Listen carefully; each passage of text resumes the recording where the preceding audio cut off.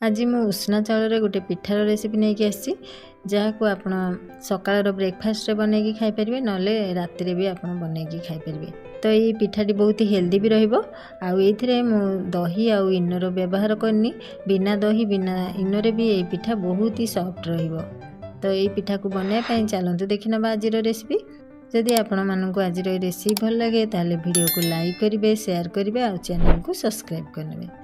ये पिठा को बनवाई प्रथम देखो ये मुझे गोटे बाउल नहीं जाइए भितर ये मुझे गोटे कप हम उष्णा चाउल दे दूँगी।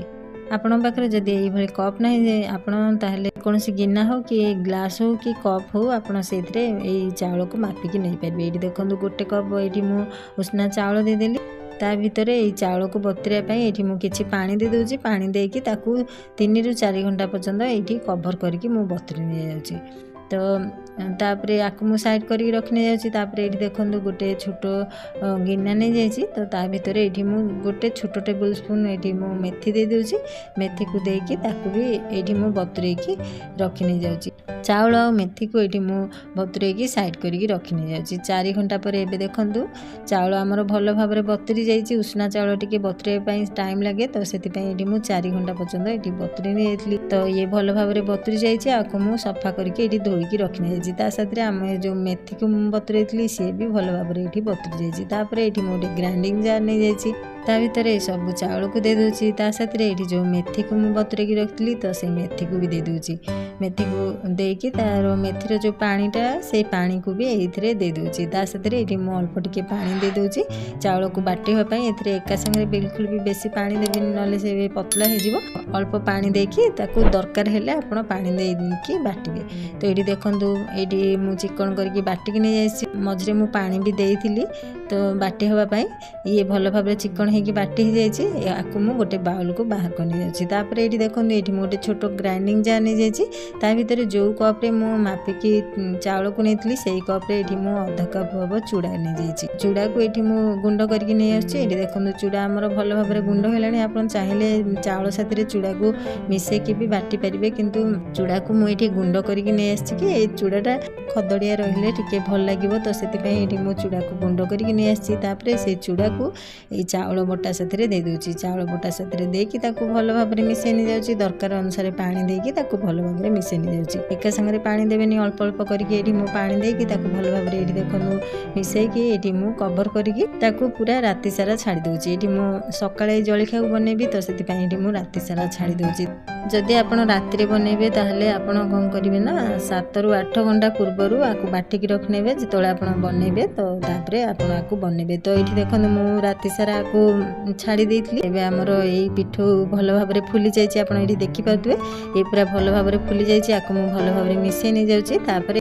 ये मुझे गोटे तड़का पैन नहीं जाइए भितर ये मुझे किसी तेल को गरम करके नहीं आसी। भितर ये मुझे गोटे टेबल स्पून हम सोरिष देदेली आउ हाफ टेबल स्पून हम जीरा देदेली। साथ ये मुझे ग्रेट करके रखी अदा हाफ इंच हम तो ताकू देदेली। साथ ये मुझे किसी भेरसुआ पत्र देदेली आउ 2 ରୁ 3ଟା कंचा लंका को यहीपरी नाली लंका को ये चॉप करके रखी तो ताकू देदेली। ये कंचा लंकाटा तो कंचा लंकाटा टिके पाची जाइए तो से लंका को दे दूँगी। सब को देकी भल भाव में मिसई नहीं जाऊँगी। भल भाव में मिसेकी गरम तेल टिके फ्राए करके पिठोरे मुझे दे दूँगी। साथ ये मुझे स्वाद अनुसार लुण दे दूँगी। लुण देकी भल भाव में मिसई नहीं जाऊँगी। देखो आमर पिठो भल भाव में आगुरी फुली जाइए। मुझे बिल्कुल भी इनो कि सोडा किसी भी दौनी बिना इनो बिना सोडा देकी ये पिठा को मुझे बनइबी। तो ये बहुत ही सॉफ्ट रहिबो। जदि आप सांगे सांगे बनइबा को चाहते ताहले आप इनो कि सोडा दे पारिबे। तो सांगे सांगे बनइले टिके फुलिया इनो सोडा दे पारिबे। जदि आप राति सारा छाड़ीदेवे कि 8 ରୁ 9 घंटा पर्यंत छाड़ीदेवे ताहले से बिल्कुल भी इनो सोडा दबा दरकार ही पड़ोनी से भल भाव में फुलीज।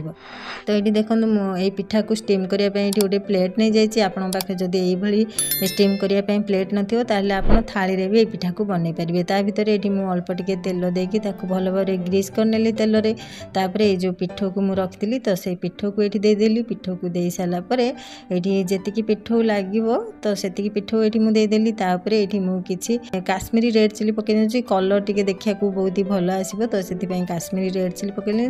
साथ ये मुझे किसी राशि उपर पकईने जाऊँगी कि राशि पकईने यार बास्ना बहुत ही भल आसो देखा भी टे लुक तार सुंदर लगे।